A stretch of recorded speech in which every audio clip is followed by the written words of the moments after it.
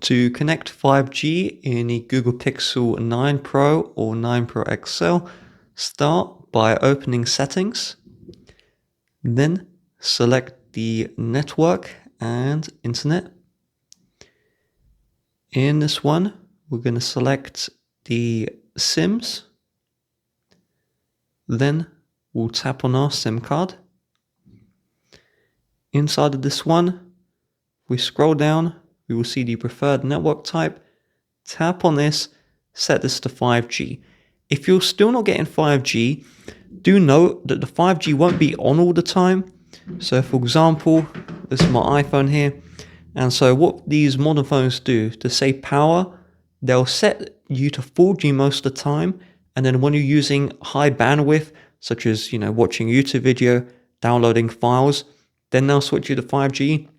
Sometimes you may be in an area that just has no 5G, which is why you don't see the 5G option.